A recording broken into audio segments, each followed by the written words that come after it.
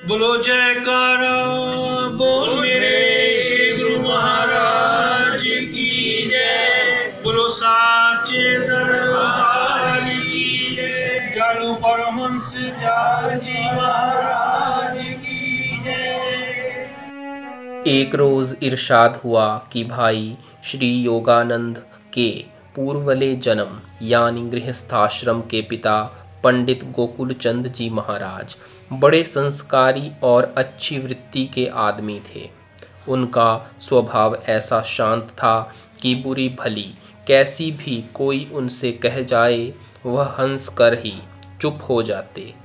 बहुत ही कसमखुन यानी अल्पभाषी थे।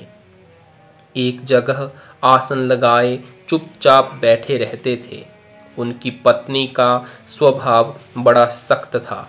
वह अक्सर पंडित जी को सख्त सुस्त और बुरा भला कहती रहती थी, मगर उनको कुछ परवाह न थी।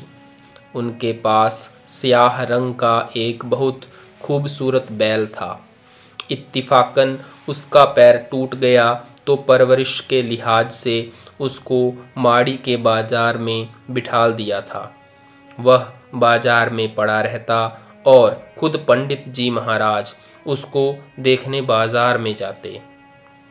पंडित जी ने बहुत अरसा पेशतर से कह दिया था कि फलां योम यानी दिन को फलां वक्त हम चोला यानी शरीर त्यागेंगे, और फिर यह भी कहा था कि जब यह बैल मरेगा हम मरेंगे, या जब हम मरेंगे उस वक्त यह बैल भी मर जाएगा। और वैसा ही हुआ कि एक दिन बैल मर गया और लोगों ने पंडित जी से उसकी खबर न की। मगर जब एक आदमी उनसे मिलने गया तो उन्होंने पूछा कि क्यों जी, आज वह बैल मर गया। उसने जवाब दिया कि हाँ महाराज, मर गया। फिर आपने फरमाया कि अब हम भी चोला त्यागते हैं, और यह कहकर उसी वक्त शरीर बरत गया। एक रोज इरशाद हुआ कि किसी शख्स ने एक महात्मा के पास जाकर मुरीद होने की ख्वाहिश जाहिर की।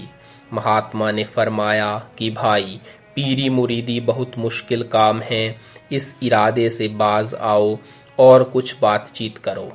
जब वह शख्स बजिद हुआ तो महात्मा उसको साथ लेकर रवाना हो लिए और रात को एक दरख्त के नीचे जाकर कयाम किया। करीबन आधी रात को जब वह शख्स सोया तो एक सांप फुंकार मारता हुआ आया और उसको काटना चाहा, मगर महात्मा ने उठकर उसको रोक दिया और पूछा कि ऐसा क्यों करते हो। उसने जवाब दिया कि मुझको इससे खून का बदला लेना है, वह दिलवा दो, इसका खून पिए बगैर इसको नहीं छोड़ूंगा। यह सुनकर महात्मा उस आदमी की छाती पर चढ़ बैठे और एक तेज छुरा बगल से निकालकर उसका गला काटने लगे।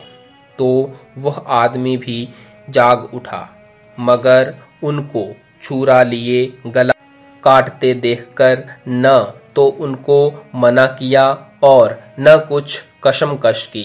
महात्मा जी ने इत्मीनान से उसके गले का गोश्त काटकर 10-5 बूंदें खून की सांप को पिला दी और बाद में मरहम पट्टी कर दी।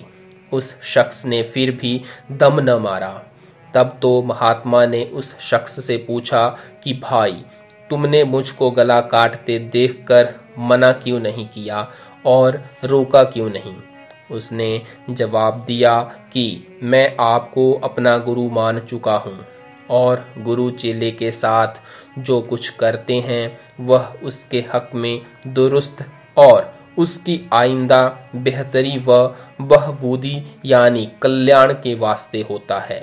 इसलिए मैंने समझ लिया कि मेरा गला काटने में ही शायद कुछ मसलहत यानी भलाई और बेहतरी होगी, इसलिए चुपचाप पड़ा रहा। यह बात सुनकर महात्मा बड़े खुश हुए और फरमाया कि वाकई तुम चेला बनने के लायक हो, और उसको अपना शिष्य बनाया। बोलो जयकारा बोल मेरे श्री परमहंस दयाल जी महाराज की जय। बोलो श्री गुरु महाराज की जय। बोलो सांचे दरबार की जय।